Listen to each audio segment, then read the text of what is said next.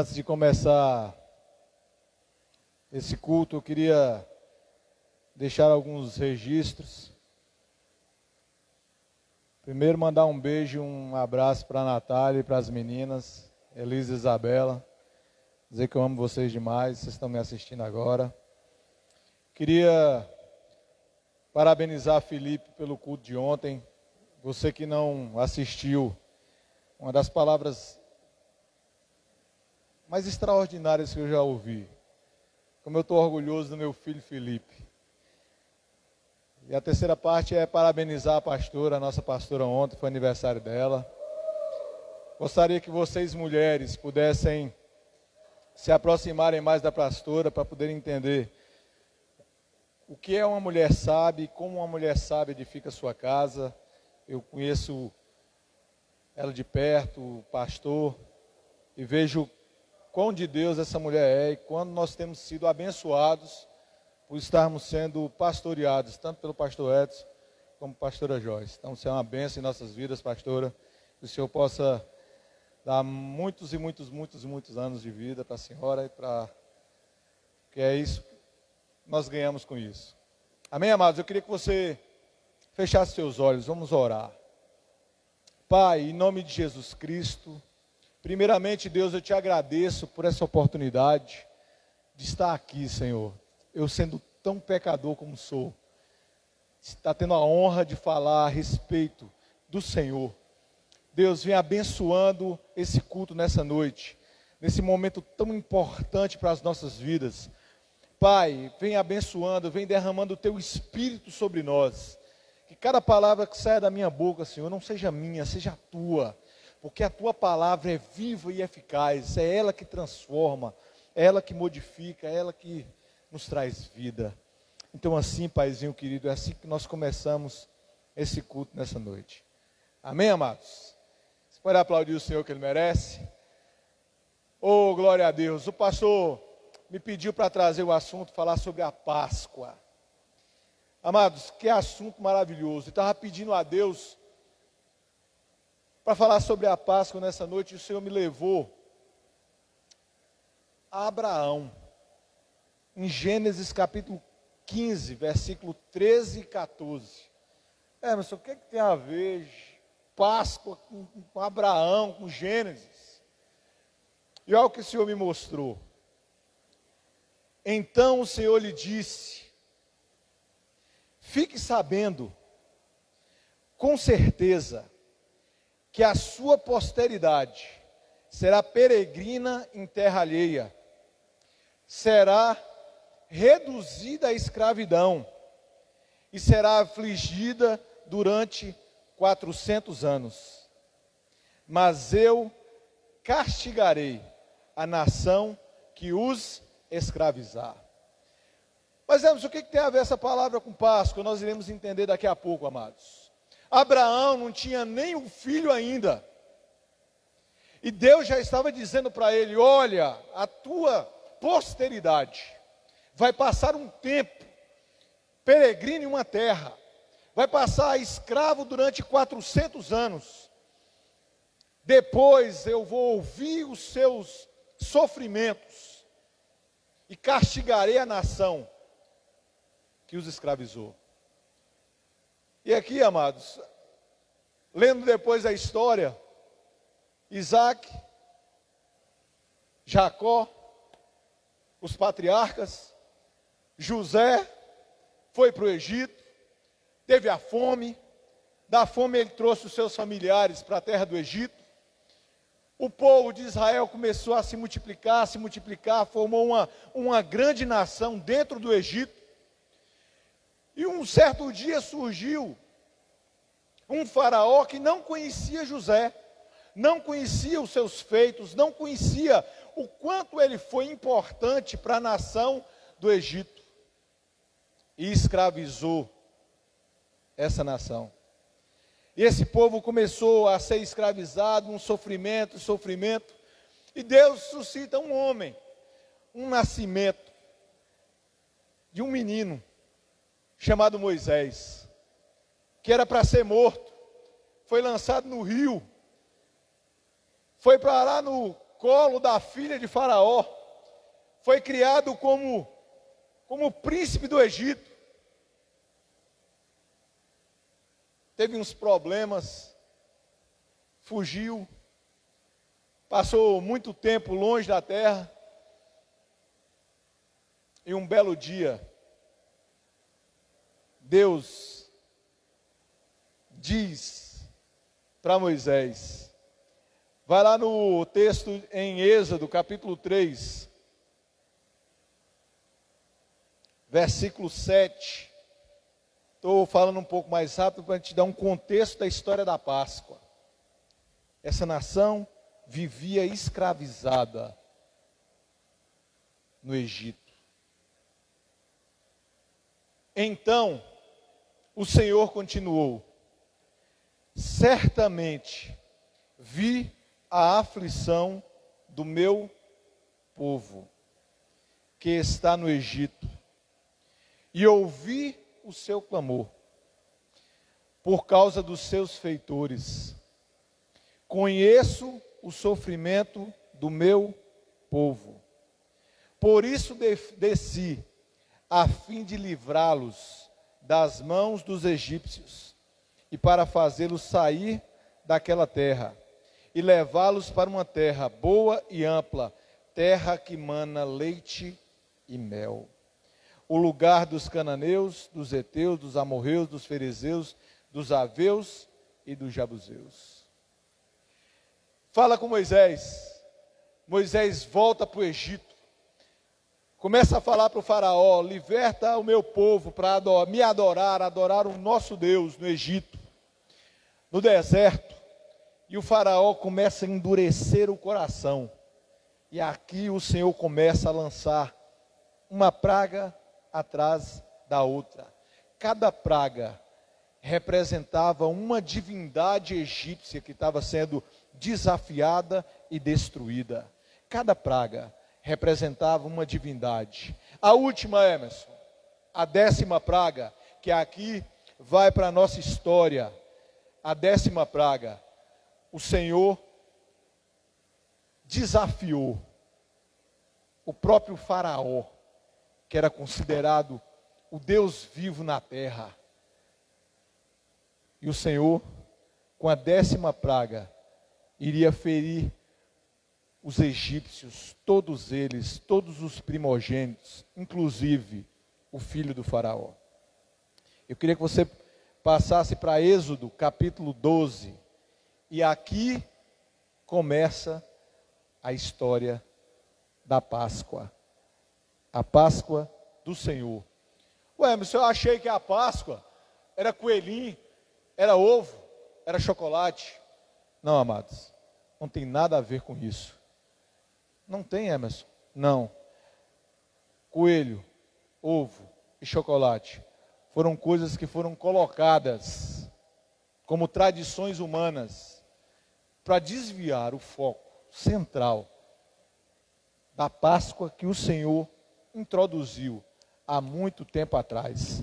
Nós iremos falar primeiro da Páscoa do Antigo Testamento, para depois passarmos para a Páscoa do Novo Testamento, que nós estamos comemorando hoje.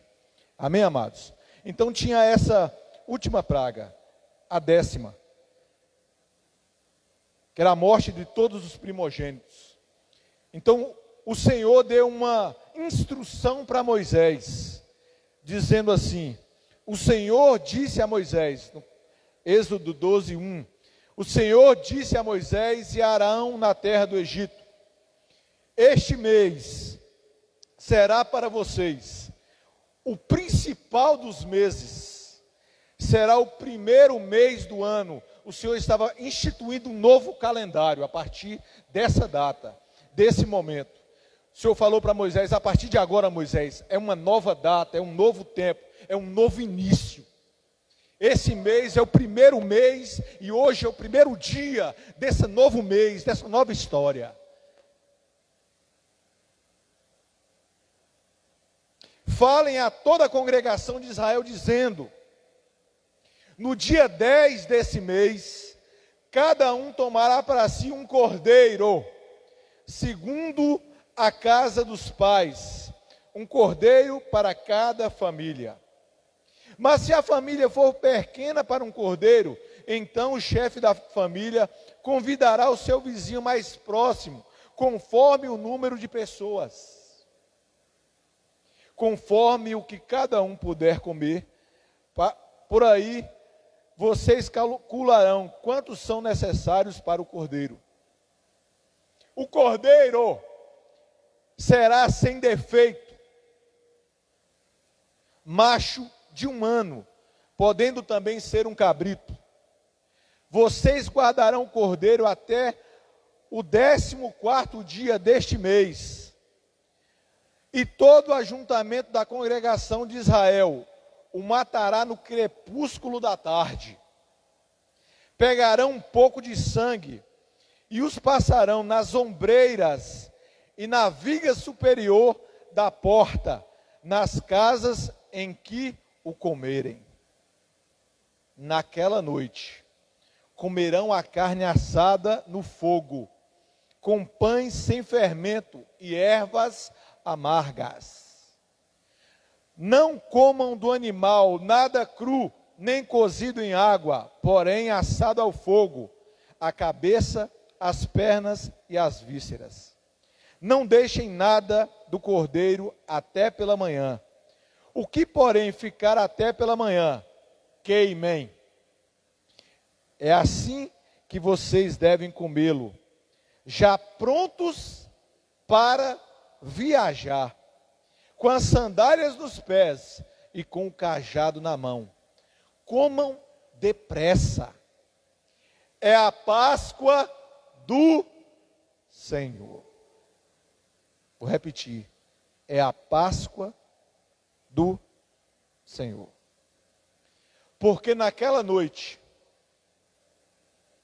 passarei pela terra do Egito e matarei na terra do Egito todos os primogênitos, tanto das pessoas como dos animais, e executarei juízo sobre todos os deuses do Egito.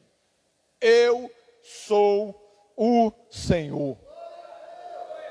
O sangue será um sinal para indicar as casas em que vocês se encontram.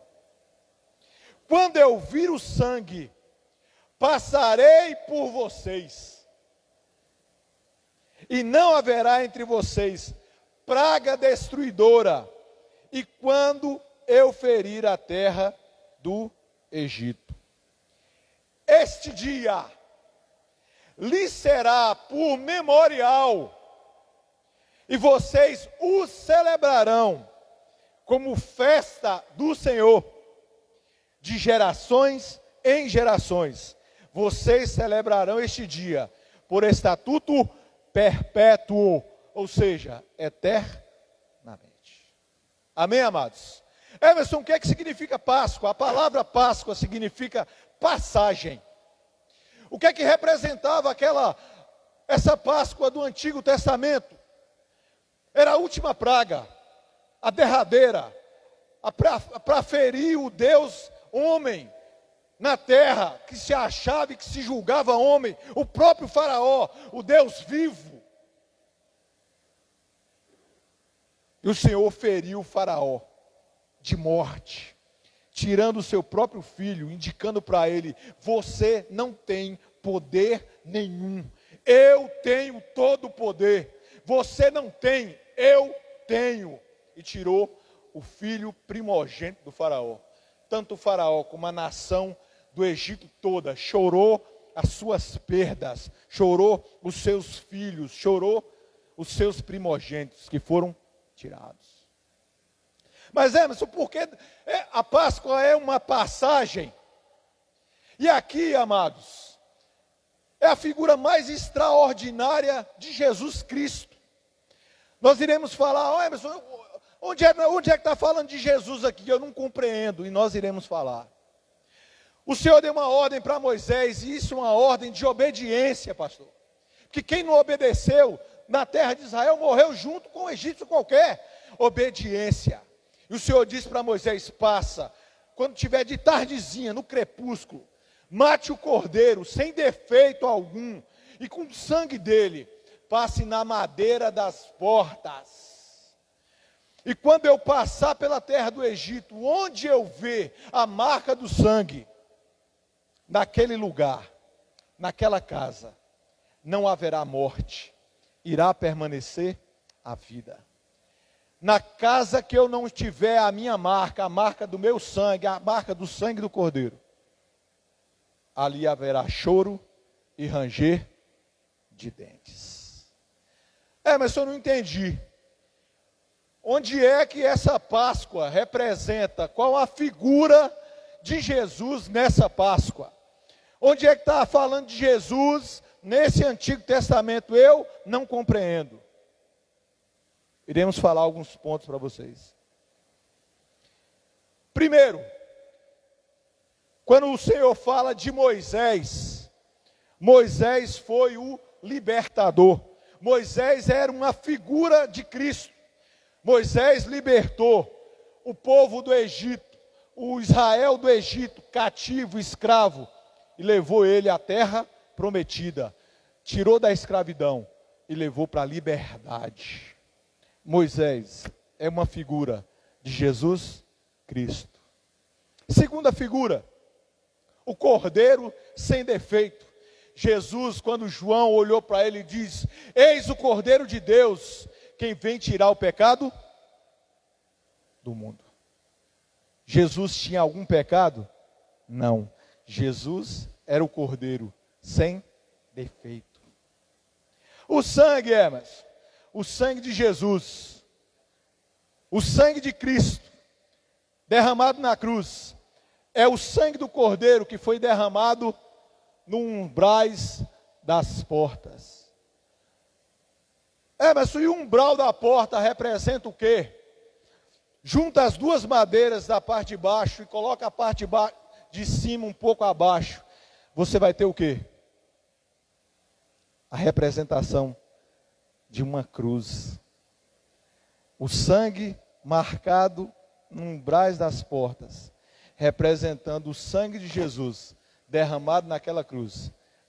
Iríamos, muito tempo depois, nos livrar da morte. Essa é mais uma figura. Outra, o fato do povo do Egito foi uma passagem de quê? De um momento de escravidão para a liberdade, de sofrimento para a vida, para a alegria, de morte para a vida, de uma escravidão em direção a uma terra prometida, que manaria leite e mel. Essa foi a Páscoa. E a Páscoa é um momento de festa. A Páscoa é um momento de festa, é de alegria. Morreu os primogênitos, o faraó disse: ei, vocês podem pegar e ir embora todo mundo. E eles já estavam prontos. Todos já estavam prontos para pegar as coisinhas deles e ir embora. A tão sonhada liberdade, a liberdade da escravidão do Egito, que tinha durado mais de 400 anos. A porta, Emerson, representa o quê? O próprio Cristo. Jesus diz assim, em João capítulo 10, versículo 9. Até a porta, Emerson, representa Jesus? Representa. João 10, 9. João capítulo 10, versículo 9. Olha o que é que Jesus diz: eu sou a porta, se alguém entrar por mim, será salvo, entrará, sairá e achará pastagem. Todos aqueles que entraram por aquela porta, marcada com sangue, nenhum deles conheceu a morte naquele instante. Todos foram livres da morte. Todos passaram, todos não presenciaram a morte. O próprio sangue. Abre em Apocalipse, capítulo 1, versículo 5. Apocalipse 1, 5.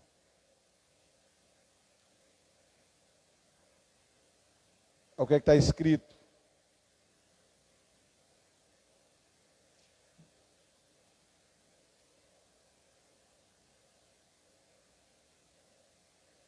Apocalipse capítulo 1, versículo 5.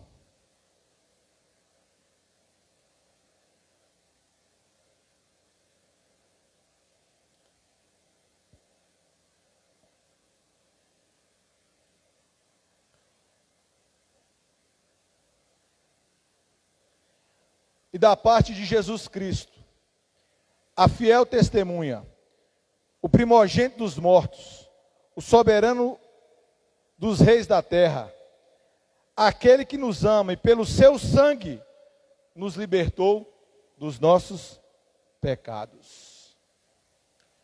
3 figuras foram ditas na Páscoa do Antigo Testamento: o Cordeiro,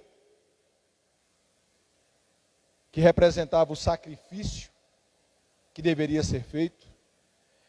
E por questão de sacrifício, sacrifício já tem feito desde o jardim do Éden, onde Deus teve que sacrificar um animal para cobrir a vergonha de Adão e Eva por conta do seu pecado. O sacrifício de um animal para livrar outro da morte. O sacrifício do cordeiro para livrar aqueles israelitas da morte. O segundo, o pão sem fermento. O pão sem fermento é o pão sem pecado, ou a ausência de pecado. O fato do sangue ter sido passado purificou do pecado todos os que estavam dentro da casa. E a erva amarga. Mas eu não entendi o porquê da erva amarga. A erva amarga serviria para o povo lembrar do quão foi ruim aquele tempo da escravidão. O quanto foi ruim passar sofrendo na mão dos egípcios, de ser escravo em uma terra. Isso nos ensina muitas coisas, como nos ensina. Amém, amados? E isso foi a Páscoa do Antigo Testamento. Mas a nossa Páscoa, a nossa Páscoa começa quando? A nossa Páscoa começa aqui, ó, que o pastor começou a ministrar.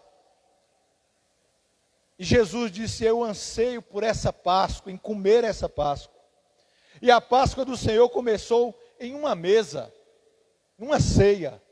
E ele disse: vou entregar o meu corpo e vou entregar o meu sangue. O meu sangue e o meu corpo. Jesus é o Cordeiro de Deus que tira o pecado do mundo. Jesus é o nosso Redentor, é o nosso libertador. Mas eu não entendi nada. Como o sangue do Cordeiro livrou da morte, esse sangue do Cordeiro nos livra da morte eterna. Enquanto esse pão, esse Cordeiro nos alimenta espiritualmente, aquele pão, aquele Cordeiro alimentou o povo para se livrar das mãos dos egípcios. Enquanto alimentou por um tempo, esse Jesus que entregou Ele próprio para o sacrifício por nós, o corpo dele nos alimenta espiritualmente. E depois, nessa mesma Páscoa, onde ele comeu o cordeiro, comeu os pães sem fermentos, comeu a erva amarga, Jesus comeu tudo isso. Tudo. E depois Judas o traiu. E depois de Judas ter o traído, ele foi preso.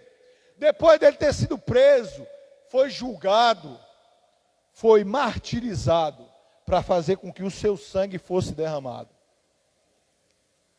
Foi crucificado e morto. E aqui, amados, o inimigo achou que tinha silenciado Jesus. que a morte tinha sido a derrota de Jesus, que a morte tinha sido a frustração do plano de Deus para as nossas vidas. E aqui eu digo, amados, no tempo antigo, um cordeiro teve que morrer para que o povo tivesse vida. O cordeiro teve que morrer para que o povo fosse liberto da escravidão. O cordeiro precisou morrer para servir de alimento, para dar forças para o povo atravessar um deserto e chegar à terra prometida. E aqui Jesus se ofereceu naquela cruz de tudo isso para nós. O seu corpo como pão para nos alimentar espiritualmente. O seu sangue que foi derramado para nos libertar de todo pecado e nos livrar.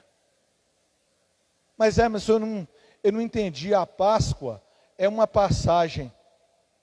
Se a Páscoa é uma passagem, onde está a Páscoa do Novo Testamento? E aqui, amados, o que nós comemoramos não é a morte de Jesus, é a sua passagem da morte para a vida. Por isso que as nossas orações é dirigida a Jesus, porque Ele foi o único que conseguiu fazer essa passagem da morte para a vida. Pedro, Emerson, morreu, está enterrado. Maria morreu, está enterrada. José morreu, está enterrado. Tiago morreu, está enterrado. Os outros discípulos daquele tempo morreram e estão enterrados. Mas o túmulo de Cristo, esse até hoje se encontra vazio, porque Ele venceu a morte e nele nós também venceremos. E o Senhor estava me lembrando ali, filho, como foi importante Jesus na frente de um túmulo de Lázaro dizer: eu sou a ressurreição e a vida. Quem crê em mim, mesmo que morra, viverá. Lázaro, levante e ande. Com esse mesmo poder, amados, Jesus teve sobre a morte para fazer com que Lázaro ressuscitasse. É o mesmo poder que o Espírito Santo vai fazer comigo e com você no final dos tempos. Edson, levante e ande. Raeda, levante e ande. Natália, levante e ande. Laisa, levante e ande. José, levante e ande. E nós também passaremos da morte para a vida eterna. Nós seremos poupados da morte. Aquela morte do Egito, não. Aquela morte eterna.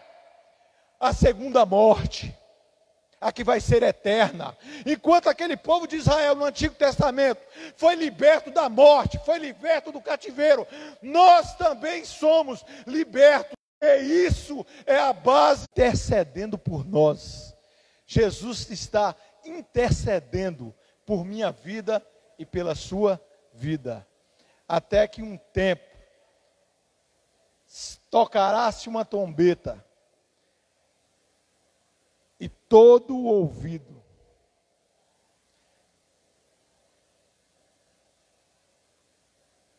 ouvirá. E ressuscitaremos. E encontraremos com Ele nos ares. E é o cumprimento de toda a palavra. Jesus está sentado à direita de Deus Pai, o Todo-Poderoso, intercedendo por nós e só esperando a hora de voltar para nos buscar. Aquele sangue derramado tira o nosso pecado. Tira o nosso pecado. A morte de Jesus rasgou o véu do templo e não há mais separação entre nós e Deus. Jesus é a nossa ligação entre o Pai. Jesus é a escada que nos leva para o céu. Somente Ele vive. Somente Ele vive. E essa é a nossa Páscoa, é a nossa passagem da escravidão para a liberdade. É isso, amados, que o pessoal tem que entender, que a Páscoa não é coelho de Páscoa. E aí é o inimigo, estratégia do inimigo, completa, onde na Páscoa a figura central não é a ressurreição de Jesus, é o coelhinho, não é a vida de Cristo, a vitória dele que ele teve sobre a morte, mas sim é o ovo de Páscoa. Ô Emerson, então é errado eu comer ovo de Páscoa? Não, amados, de forma nenhuma. Não é errado comer chocolate, não é errado comer ovo de Páscoa, não. Mas o que você tem que ter no coração, que o que você está comemorando nesse dia, é o pilar da sua fé, é a base para a sua fé, a ressurreição de Cristo, o fato principal da nossa existência, é sabermos que Ele ressuscitou, e por isso nós temos confiança nele, por Ele ser vencedor, nós seremos através dele também vencedores. Aquela casa que foi passada o sangue, representa eu e você hoje. Esse sangue que foi passado em minha vida e na sua vida, que nos livra da morte eterna, que nos purifica de todo pecado. Amém, amados? Eu queria chamar o ministério de louvor e de adoração. Ele vive. Ele vive, é a nossa Páscoa, é a nossa passagem da morte para a vida. Num domingo pela manhã, ao terceiro dia, morreu numa sexta, passou o sábado, e no domingo de manhã, o seu túmulo já estava vazio. Jesus apareceu para mais de 500 pessoas, e todos viram e ouviram a sua voz. E graças a essa verdade, que essa verdade chegou até nós, e que através dele, Jesus, o Cordeiro de Deus, nós também temos a vida eterna. Jesus ressuscitou. Nós também precisamos ressuscitar áreas de nossas vidas que se encontram mortas. Precisamos ressuscitar os nossos sonhos. Precisamos ressuscitar a nossa fé. Precisamos ressuscitar os nossos objetivos. Precisamos ressuscitar a nossa confiança em Deus. E o mesmo Espírito Santo que ressuscitou Jesus habita dentro de você e de mim. Amém, amados? Vamos louvar ao Senhor.